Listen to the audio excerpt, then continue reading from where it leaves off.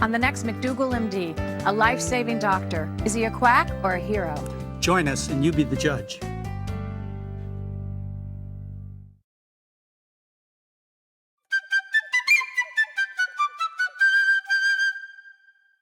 This is Hello Channel. Where would you go if the healthcare system failed you? Our guest today is in hot water with the medical establishment, but his patients call him a lifesaver. Is he a quack or a hero? You be the judge. Join me, Mary McDougall, and Dr. John right now on McDougall MD.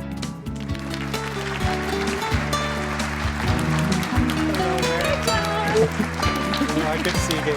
Yes, we've got a great show today, everybody. You know, as a medical doctor, I have to tell you, the best way to stay out of trouble is to do what everybody else does. It's called the community standard of practice. If you hurt somebody, you go to court, what you use as a defense, well, everybody else in town treats the patient that way, and you get out of trouble. Now, if you do things different than your colleagues, even if you help them, you challenge, you get into trouble. Yes, because you're going away from that standard. But that's the kind of doctors that we need to get to people who have other answers, and we've got one of those today. That's right, we do. Our very special guest on this edition of McDougall MD specializes in environmental medicine.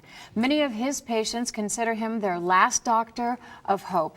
Please join me in welcoming Dr. Joseph Kropp. Welcome. Thank you for being here. Good to have you, Dr. Kropp. You are an outsider. I've heard you kind of stepped across the line with environmental medicine.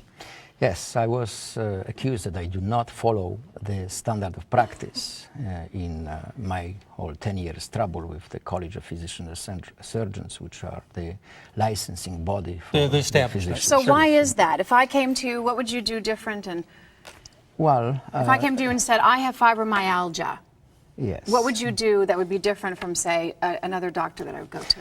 Well, first of all, I will treat you exactly the same way as the normal standard allopathic doctor. I would have to rule out any kind of the visible and diagnosable conditions on you. But usually all those doctors have seen you before, and I already have the list from you, or I get letters from them, and you still not helped. So I will have to then apply to you the environmentally oriented medical history. And what is environmental medicine? And this is that each of the events in your, let's say, symptomatology, which you get headache, or you get, depressed, or you get stomach ache, it will be related to the situations in life. The environment. In the environment, as well as the diet. So let's say if you have the headache, I would just ask you how often you have the headache, where does it mostly appear, and so on. And then I will build up kind of the theory on this basis, because you may, for example, tell me that your headache is worse when you're going to the basement, and that time we will ask you, well, what's wrong with your basement? So you're a detective in a way.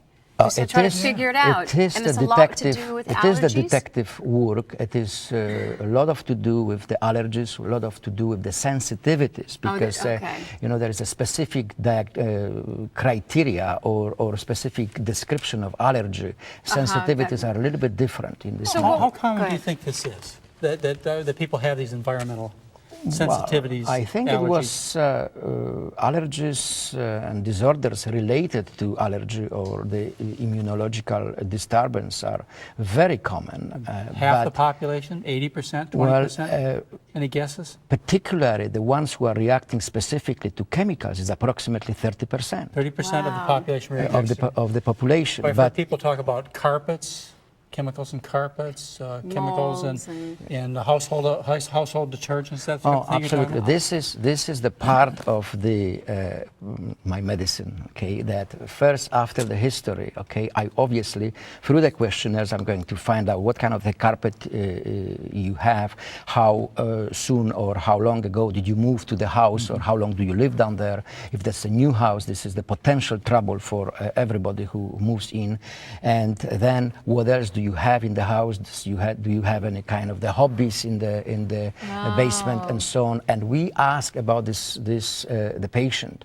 On that basis, Once we have that kind of the history, then we do the standard workup on the on But the do you blood. have any and quick, so- easy tests? You know, taking this history and all that stuff, I just want to be poked or take my blood and tell me what's wrong with me. Can you do that? Yeah, well, it depends what you come with, because if you tell me that you just working in the auto industry, or that I find out that you have leaky furnace, I will ask to assess the chemicals in your blood, solvents particularly, or if you expose and work with pesticides, or anyway, I will ask you to have the test for the pesticides, and we may find out these things. But the problem, for example, is that in this country, this this test is not covered by anybody. You have to have your own money to pay for it. So it's not covered by insurance. So Yes, that and, makes you a little bit different too. So. Yeah, see, this is very different, because if you go to the regular doctors and you have the tests which you have been ordering already, and everybody else ordered them, which are for free,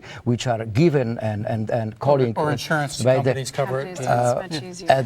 and if those tests are negative, then and you still have the problem, then you are referred to psychiatrist. Oh, yes. Right. Oh, because they think you're crazy. Exactly. Oh, yes, absolutely. Because they think, well, there's nothing, can't be Well, anything no, wrong if I with can't you. figure out what's wrong with it, it must be your problem. That's right. So you get a tranquilizer right. and you go to the psychiatrist. So when you eliminate, it sounds like when you do your detective work, you eliminate certain chemicals or molds or whatever it might be that are environmental. Is there anything else that you prescribe for them? Absolutely. We just look at the patient's diet. Oh, diet. The diet. That's John's Yeah, I favorite like thing. diet. Tell me about what you...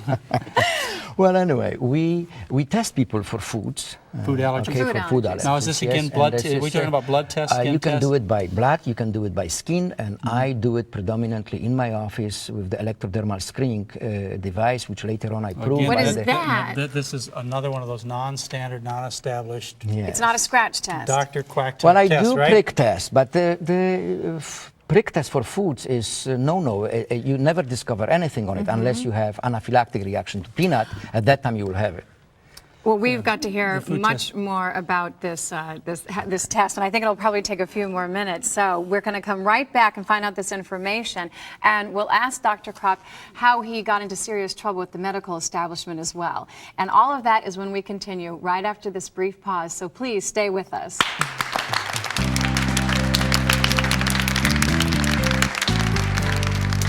Hello, my name is Javier. I learned English. So can you. Watch Hello Channel.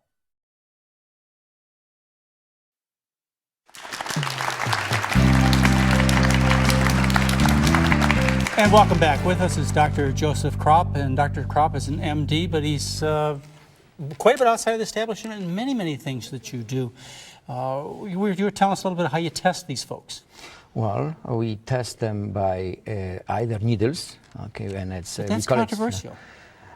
depending whom you ask. Yeah, I guess that's right. But, you know, I was trained as a standard medical Yes, doctor, so I was I taught was those- too, and I was at the university, and I was working Yeah. I was pediatrician, and I just come here, and I just find out that in order to help the patient, you have to go and explore the other avenues and other roads to the recovery of the patient. Because Especially if they're otherwise- not getting better and they've gone to rounds and rounds of doctors before they've come to you. Well, that's the whole problem, is that the patients have been seen, the allopathic doctors, they had all the tests, and usually the last doctor they see was the psychiatrist. Yes. And so got the then you tranquilizers. have the patient who is desperate, and Right. once you take, the history, and you have to know how to take that history, because, I never have been taught these things in the medical school. Well, you have to know the right questions. And then you do the test, depending which one So you you have the choose. needle I test, have what the needle what test, else? I have the prick test, I have the electrodermal test, I Yeah, have this is where sublingual. they have two wires, and they have a little pan in between, right? And they check the voltage. Now that one, you have to admit, is very controversial and very hard for me to understand. It's very alternative, maybe. No, I just, Complimentary, well, as simply. a matter of fact, okay, I think that there is, and it's going to be more science into it than at some of the issue which we think that is so well established. And Well, so on. isn't that really the problem that you have as a doctor who steps outside in terms of complementary medicine, is that you haven't put the science into it? You personally, as well as your colleagues in environmental medicine, haven't done the gold standard, the double-blind controlled studies, and published them in the medical journals. I would say it's quite contrary. Because I have double-blind studies. On the testing which I was mentioning, there is plenty of the double-blind studies. But I mean, is it I published? think, of course. Okay. The only thing is that your opposition is going to have different point of view. And they're going to tell you that this is their test and their method and their approach is right. Yours is wrong. Well, but the study should give you enough backing to make this a legitimate way of practicing. Scientifically speaking, yes. When you You're put saying the this medicine, is politics and money? oh, absolutely yes. Well, I guess what you do, one of the nice things about what I've heard so far about environmental medicine from you is at least it doesn't sound like you do any harm to people. In other words, you're not administering toxic chemotherapy or doing powerful surgeries to people. You're doing an investigative job and asking them to avoid chemicals that, if your advice is wrong, it's not going to hurt them. If it's right, it could do them a lot of good. But it's also helping people. If the people Well, who are coming to you as a last resort are getting better, But see, then the established who's to say? medical profession doesn't believe that, and I just well, kind of want course to know it why doesn't, they John, do. but that doesn't mean we can't look at it No, and we explore can look it. at it. It is alternative. How and so. But I just want to know why he can't get acceptance. Well, this is the problem that you've had. Well, Can you tell us about it? Usually, to accept anything new takes approximately 40 years. And after a little while, on the beginning, everybody is ridiculing these things. And after a little while, they said, oh, well, we know it. And they become the expert, and you are still pushed aside. Yes. And how long have you been practicing 20 this years. method? So it's 20 years. Yeah. So you have 20 more years. Yeah, that's right. But there are people who came before you, Dr. Randolph, Oh, yes. Dr. Ray. I mean, Oh, yes. there are many pioneers in this that have been doing this for a long, long time. So he's just one of many. You mentioned food, and of course that's one thing I'm very interested in. So I understand not being accepted in terms of the standard medical business because I've been an advocate of eating a healthy diet, which is, it's not something that medical doctors are taught about. What do you think in terms of diet in relation to patients' health? Do you have a standard diet for them? Do you have an investigative approach in terms of diet? Well, first of all, you are what you eat. Okay. And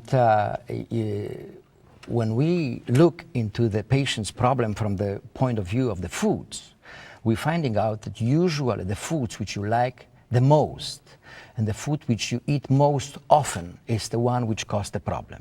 So it could be any food. It could be from It potatoes could be to pork chops. anything, yes, potatoes through the pork chops, but usually it's the most commonly eaten food like milk, Why? the sugar.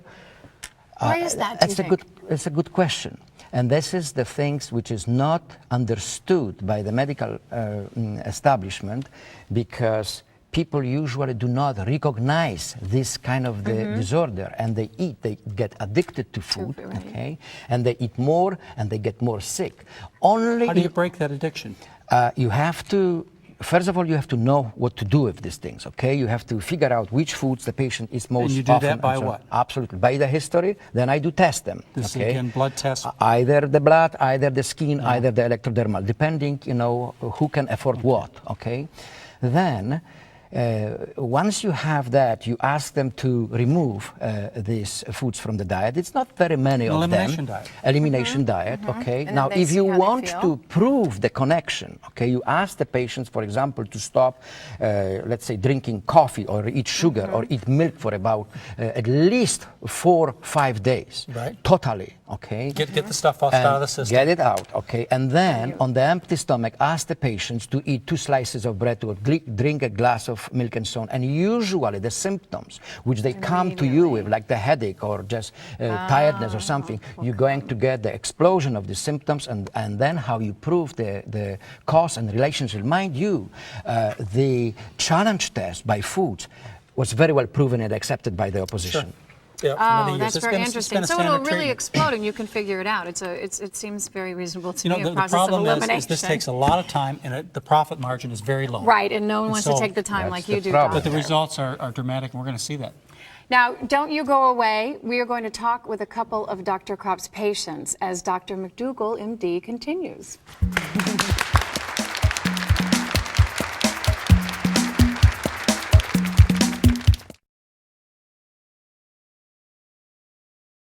Hello. Hello. Hello. Hello. Hello.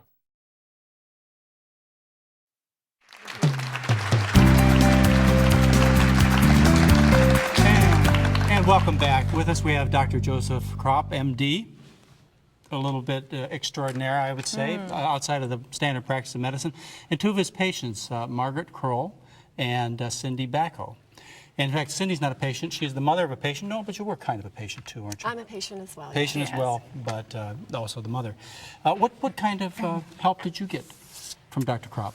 Oh, well, I've had lots of help from Dr. Kropp, but I guess the most notable time was when I had some wild asthmatic attacks as a reaction to molds in my house.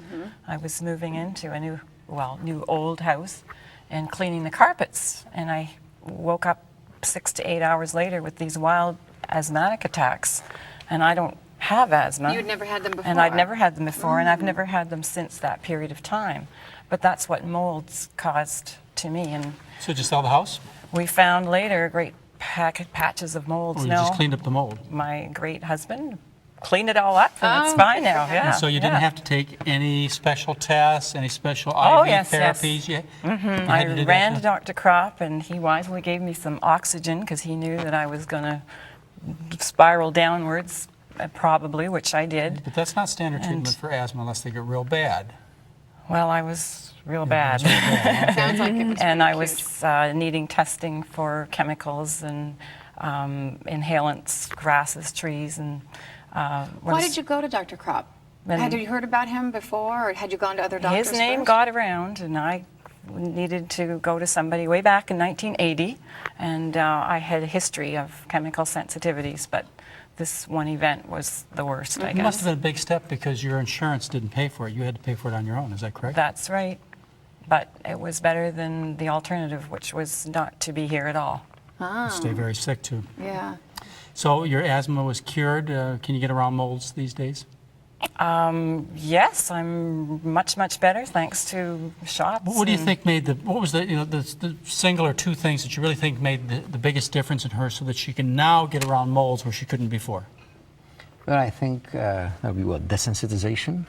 Yes, Desensitization. desensitization. This is where you give shots? Yeah. And, Okay. there's one thing I want to point out, that you don't really try to get patients back into the bad habits, and so on, because once you're going to clean up the house and improve the diet and all of these things, very often you don't need the medication, you don't need the shots, you don't need any other treatment.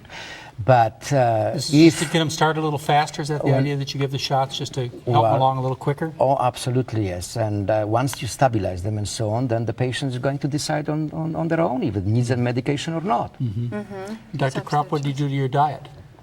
Oh, well, he just tested me and suggested these various things that I should avoid and be careful of other things and the ones that were okay. And so those You are your look very guidelines. healthy. Yeah, and you feel Yeah. much better now. Oh, yeah, that's 1,000% great. better. How about you, Cindy? What kind of things were you suffering from, and what kind of help did you get? Actually, it was my daughter who was suffering. That's the original reason that we went to see Dr. Kropp. But he helped you too, you said. Yes, he did, yes. I also have allergies, which I guess is where my daughter got them from. But at the time we went to see him, she was the really sick one. So I basically credit Dr. Kropp with saving my daughter's life, really, and giving her a normal... How bad was she? What were her symptoms? What was She happening with her? she was so bad. She could hardly climb the stairs without stopping to huff and puff and be out of energy. She had so many What was infections. this asthma again? She had chronic urinary tract infections, bronchitis, asthma, ear infections. She was on antibiotics basically continuously for the first treat 3 years everything. of her life. And that was Yes. from another doctor. You the took her off the antibiotics. milk. Oh, for sure. And a lot of other things. John's too. so So you had you taken her to other doctors before you went Yes, to Dr. I had Kropp and taken- well, of and course, that's where she to- got the antibiotics. And, I had actually taken her to Sick Children's Hospital in Toronto, and they recommended long-term antibiotic therapy for her. So she was on antibiotics continuously for over a year. And then once the antibiotics stopped, it was a few months, and then bang, she started getting infections back again. So they suggested putting her on the therapy again. And at that point, we were getting really desperate. And we had, we just decided, no, we can't do this anymore. We have to find some something other way to else. treat her. And did people think you were crazy? Did your own MDs? What was their response to you, saying, "Oh no, no more antibiotics"? My own MD thought I was crazy. Yes. I'm sure. What does he think Yes. now? He doesn't say anything. He looks at Jamie Isn't that and amazing? he looks at her and he says, "She's very healthy now. She looks Whatever really you're good." doing, just keep doing it. Yes, That's I would what they say. Yeah, it. you know, That's right. Don't Yeah. tell me about Don't it. tell me about That's it. right. I don't want to know about it. Don't tell me what you did, but it worked. I guess Right. that's Now, how Right. long has she been well?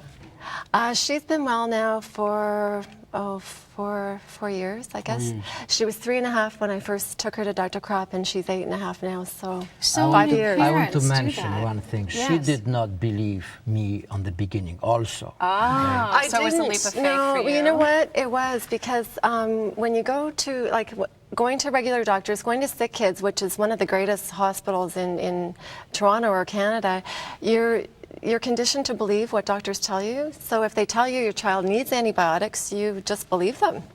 And I'd say going to Dr. Kropp too was a big educational process for us as well. For these desperate people out there, and there are a lot of our viewers who are in the same situation that these two women were, how do they find an environmental doctor? Usually word of mouth. Are they listed in the yellow pages under environmental medicine? Is there a society that? Yeah, there is the Canadian Society for Environmental the Medicine. United States Society for And, Environmental Medicine? There is, of course, there's American Academy of Environmental Academy. Medicine, where we get the basic training in environmental medicine, and you get, credits for your courses, and then I bet they could find you on the internet, couldn't they? maybe, but not from the. I don't advertise really my No, practice. but they could find the American Academy of Oh, for Environmental sure they Medicine, can. the Canadian Academy of We're gonna- Environmental Medicine. That's Great. a very good point. We are going to be right back, and we'll continue our conversations with Dr. Kropp and his patients. So stay tuned right after these messages. We'll be back.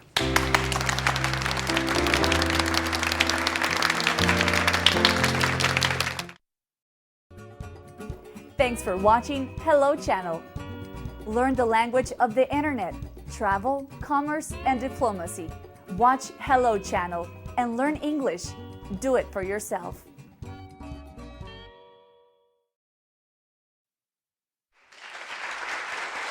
I've always been very healthy, and I think attitude is 9/10 of the battle in anything in life. And welcome back. We have an addition. We have Jamie McDougall here, and you're one of the main reasons that we're here, because you got better. How are you feeling now? Really healthy and good. And what kind of things, kind of strange things do you have to do to stay that way? On a special diet, and I have to take syrups at night and pills in the morning, and calcium before I go to bed. And you're feeling much better now? Do you remember before? A little bit? A little bit. Yeah. Well, we're glad you're feeling better. Thank you so Yeah, much thanks for coming out being and joining here us. with us and sharing your stories with us. It's so important. Thanks, all of you. Yes. Thank you. Thank you for being here. And bye-bye.